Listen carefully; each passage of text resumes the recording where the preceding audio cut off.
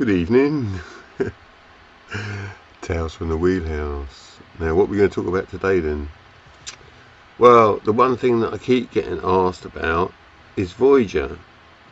Not necessarily Voyageur, but Voyageur's ghost. Now, Voyageur, she found us in, I don't know, I can't remember, 1995, I think. We'd given up boating, me and Sean, and we had some kids. I can't remember how many kids we had at that point. 2. We had Safi and we had Cheyenne. Cheyenne born on the boat on the River Dart, Patan. Another story. Right, back to it. So, we'd sold Patan in Falmouth. We sailed to Falmouth in her and we sold her. She was a 34-foot twin screw motor yacht. Lovely boat. Did a lot of work on her. She didn't have any sails though. So anyway, we gave up when we had the baby Cheyenne, and we went back to my mum's small holding where we had a roundhouse that we'd built. And we decided to go there. We sold Patan, we left Falmouth, packed everything up and just moved back to Wales. If I remember rightly, we didn't even have a roof on it, to be honest. It was just a basic frame, and I think we had a tarp over the roof, and the tarp used to, sometimes it would ripple in the wind and just open up to the stars, and we was just sleeping on the floor on a mattress in the front part of the main. It was divided up, this Hobbit house. We used to call it the Hobbit house. It was divided up, and we was living in the section that was alright. It had a bit of a floor in it or something, and we had a mattress on that. And one morning Sean woke up, she sat up and she said, I've just had this dream. A dream of a boat. And then I was like, well, we've just done the boat, we ain't doing the boat thing anymore. So she said, no, it's really, listen. And she's told me this dream in great detail about this boat in a huge shed, and the boat filled the shed, and it had carvings on it of dolphins, and then this boat came out of the shed, and there was loads of people there, and they were clapping and cheering, and they kept saying, Sue-Ellen, she's fine, Sue-Ellen. And I thought, who the fuck's Sue-Ellen then? But anyway, this dream, and it just was so detailed about the coming out of the shed, and all the people there, just like it was a big thing, and everybody was cheering and stuff. So anyway, we got on with the day, did whatever we was doing, fixing up the house to make it more habitable. And because we decided we wasn't doing the boat thing anymore, we'd done that, and we was going back to live on the land, grow a few veg and all that sort of shit, Then the phone rang, and it was a friend, Aaron, who had bought Patan off of us in Falmouth. He'd bought it on a student loan thing to live on, and he paid us an amount, and then he was going to pay us another amount in a year's time when his grant came through or something.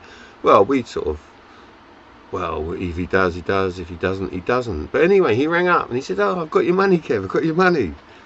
So I said, oh great, yeah. And he said, we're on our way to Ireland, to the Sheep's Head Peninsula, to stay in a friend's mother's house or some such like. Beautiful place. Do you want to come for a holiday? Got your money, a couple of grand or whatever it was. And they was getting on the Swansea ferry that night. They came up from Falmouth and was getting on the Swansea ferry that night. So I had a quick word with Sean and said, do we want to go on this holiday then? We left to pack up, I think we had a Land Rover. Pack up the Land Rover immediately and just go then. So yeah, we did that. And I said to Aaron, I'll meet you in Swansea Marina. I said, in the yard there. I said that because we used to live there in another boat, and I knew it. And I thought, that's easy to find in Swansea. So off we toddles to go and get our money and to meet up with Aaron and go on the ferry with them over to Ireland. It turns out that where we had our boat in Swansea yard, there was the sister ship of Patan. There was only about 4 of them built, and so there she was, an exact replica of the boat that Aaron was paying for, and we did the deal under the bow of this other boat, which I thought was quite strange, you know. Anyway, off we goes, toddles off to Ireland on the ferry, across the bit of foam, and off to the Sheep's Head, and we had the most wonderful time. It was lovely. It's right on the coast. I remember saying though, it was because it was the Sheep's Head Peninsula. It's just like stunning and crystal clear water, and there's so much life there, and so much seaweed, and there's crabs, and there's lobsters, and there's fish, and all this. Yet in the little cottage that we were staying, there was loads of famine graves. And I thought, how comes these people starve to death and they had such an abundance on their doorstep? And I said this to Ben, and Ben turned around and said, the thing is, there was hundreds of people that were starving, and they was just everywhere eating whatever they could get. So they'd sort of foraged the place out until there was no more food left. And that's why you got the famine graves in this house. Anyway, again, I'm digressing. So we had our holiday, I don't know, we had about 2 weeks there or something, and then me and Sean and the kids went off travelling. I think we left them to it and went off and saw some, because we'd lived there before. So we went off and saw them, saw some, I think it was Shonhead and people like that. Anyway, and then it was our time to go home. So off we toddles back towards Swansea to get the ferry back to Cork, sorry, to get the ferry back to Swansea. And we know we've got about a 12-hour wait for the ferry once we get to Cork. So I said, well, look, why don't we go and find a beach, and we're going to let the kids run off some energy on the beach before we get on the ferry, and then they just go to sleep and won't be, you know, too much of a bother. We can sleep as well. And because it was two weeks we was in Ireland, and the whole time I had to keep stopping myself looking for boats, because, you know, it's just one of those things that I do. And but we was determined, we said that before we left, we can go as long as we don't go and look at any boats. Yeah, so here we are, we've got these couple of hours, 12 hours to spare or whatever, and we drive all down through Carrigaline, and then follow the river down. We came to Crosshaven, and we pulled up outside this boatyard, and there in the shed was the boat of the dreams. Yeah. And I looked at Sean, and she looked at me, and it's like, all right, I'm just going to have a quick look. Yeah. And it was huge, a huge shed, and she filled this shed. She was huge.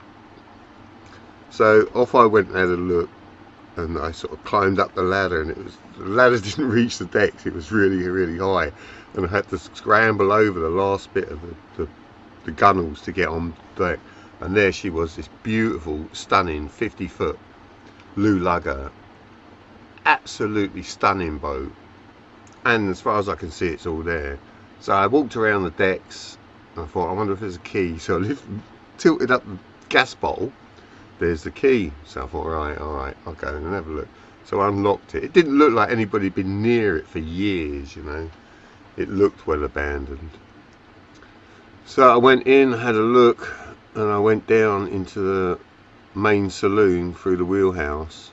And there on the walls, as I walked down, was these 2 carvings of dolphins. And I just felt the shivers go down my spine, you know. It's just, everything was exactly as Sean had dreamt it. So anyway, I had a quick look around and I thought, whoa, this really is some boat. And I went back to the car, and Sean was sitting there with the kids, and I just looked at her and I said, you better go and have a look. So off she went and had a look, and she came back and just said, well, what are we going to do? How are we going to buy it? And so that was the beginning of the Voyageur. I went into the yard, and there was, what was his name now? Gosh, can't remember. I mean, it might come to me later. Anyway, he's sitting there behind his desk in the boatyard, the office, and I goes in there and I said, that big black boat in the shed that you've got just up the way, would it be for sale? And he looked at me dead in the eye, and he said, yeah, and you can buy it. And I thought, that's weird. It was almost like he'd been waiting for us to turn up to come and buy this boat. So I said, what sort of money then? And he said, make me an offer. Just make me an offer. So that was it then. I had to go back to Sean, and I said to Sean that he's just said that he's going to sell it. You know, it's almost like he's been waiting for us to sell this boat to us. He wants us to make an offer on it. So we're like, oh, right, okay, well, we've got no money. Absolutely no money. We've got a bit of money that Erin had given us, and we worked out that if we sold everything, we could raise about $3,000 there and then. Well, you know, within a few weeks anyway. Sell the Land Rover and sell anything else that isn't nailed down. We could raise about $3,000. So I went back in, and I said to, I can't remember his name now. He was a great bloke as well. And I said, I got $3,000, and he said, make it 3.5, and we will launch it for you when it's done. And I'm like, all right, okay. So we shook hands on it, and off we went to get our ferry home. And then we spent the next month or so just selling everything, trying to raise this $3,500 to buy the boat. We did it eventually, and by that time though, Sean was pregnant again and expecting a baby, and they'd said that we couldn't live aboard while we did the work on it. And I thought, well, all right, that's all right to start with. I'll just buy a van and sleep outside the gates. I'm all right with that. It turns out they preferred me to live on it than sleep outside in a van, so all's well. So I went over on my own. We gathered up as much materials as we could, and I set off on my own over there, while Sean looked after the Hobbit house and looked after her baby she was growing. So yeah, I got on with it about 3 or 4 months, and then the baby, I was supposed to go back for the birth. I don't know what happened. I think she came early and I missed it. It's the only one of my kids I wasn't actually present at the birth. That was little Jasmine. I don't think she's ever forgiven me for that, to be honest. But anyway, so Sean came over. I'd sort of, by that time, I'd lived on the boat for about 3 months, and I keep wanting to say Dennis Murphy, but it's not Dennis Murphy, it's somebody else. Yeah, he was alright about us living on board, but also I didn't really want the kids living on board. So what I did, I found we had a friends up near Cool Mountain, and they said that Sean and the kids could stay in a caravan there to start with, and that was great because then I could get to see them at the weekends, and I'd go back and I'd work my guts out, dawn till dusk, absolutely, work. Yeah, there was a lot of work. Yeah. So, and I used to have to do this 40 miles then to drive at the weekends to go and see Sean, and then eventually we sort of did a bit of work, and then we moved them on quietly, just to save that journey, and so Sean could then help me do the boat, you know. I was doing it all on my own at the time. So yeah, and we did that, and we got on with it. I mean, we worked on it for 2 years solidly, dawn till dusk, every hour, you know, every day. But we used to listen to the radio, and Cork 96 FM it was. I don't know how I remember all this shit. But they used to have a phone in, and they used to do competitions. And what they'd do is they'd read out 3 items from the Buy and Sell magazine, and then if you phoned in with the total amount that those 3 items cost, you'd win that amount, right? So I used to be a car dealer in London, and I was so used to going through the Exchange and Mart and getting on the phone and getting to places really, really quick. Yeah. So I thought we could do this.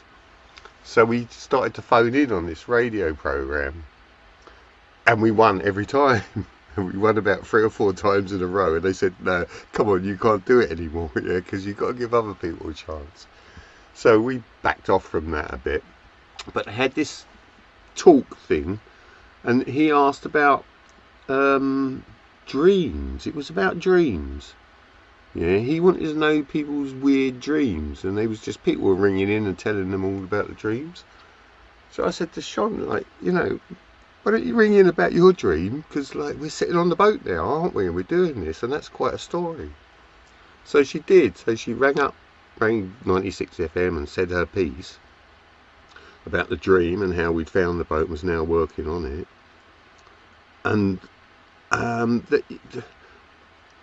they couldn't really believe it, and they was all, oh yeah. And then somebody else rang in afterwards, a guy called Dennis Murphy, who actually was running Swansea Cork ferries. And he owned Voyageur for a while when it was in Kinsale. Him and I can't remember the other guy's name. It will come to me, I'm sure, at some point. Anyway, Dennis Murphy rings in and says, "Oh," and because he's a well respected man in Cork, he owns Swansea Cork ferries. That's like pretty, and I think he's banks and things. He's a real up there person in the whole of thing. And he's rung in and said, "Yeah, I used to own Voyageur, and I saw the ghost on there."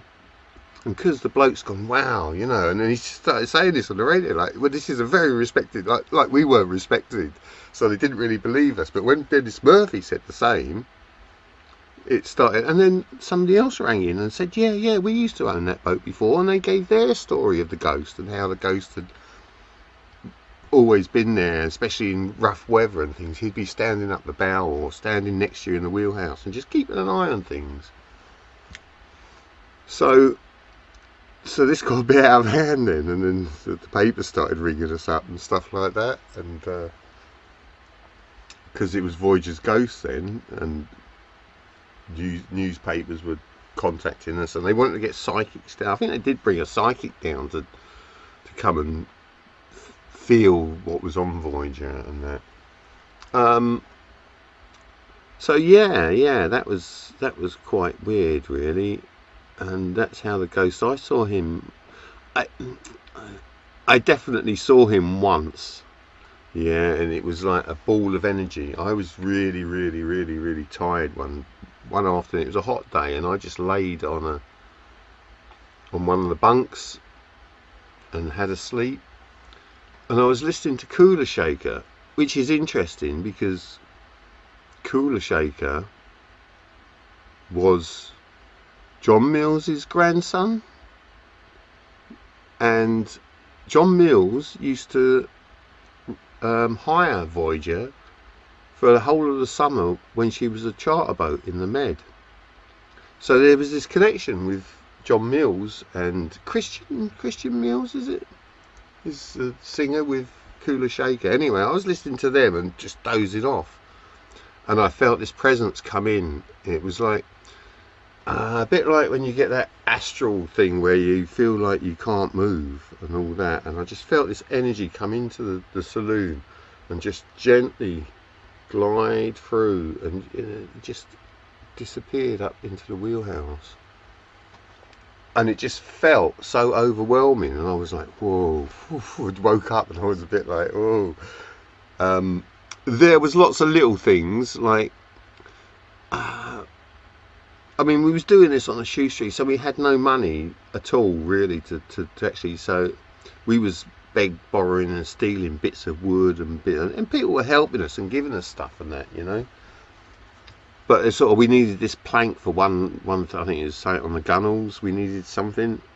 And it's like, oh, we can't afford it, you know. We're gonna have to wait and sort of save up for it. And you go down and you sit on the beach, and then suddenly a plank that is just what you need floats up. And it's like, what do you do? It's like manna from heaven, isn't it?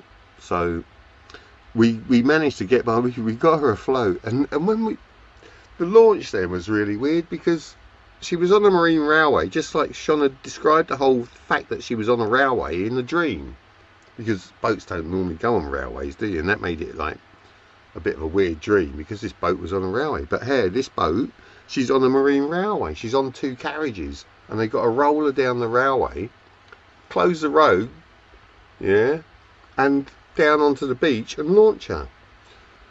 So, I mean, she's not been launched for 10 years. We had to rebuild all the carriages and everything. It was a lot of work, but we did it. And we got the old machinery working and so on, and we hauled her out. And because all the newspapers were there, and all the people, there was loads and loads of people at the launch, just like in the dream, yeah? And the main problem with her was that she'd been out of the water for 10 years, and she was very tight seams, so there was no corking in her. The seams were just butted up to each other, and because she'd opened up a bit, I put a load of tar, basically hot pitch into all the seams, so that it'd give something to block it and let it squeeze out. But she's got to go in the water and swell up, yeah. So off she goes across the road, close the road, police are there, everything to close the road, and this big group of people.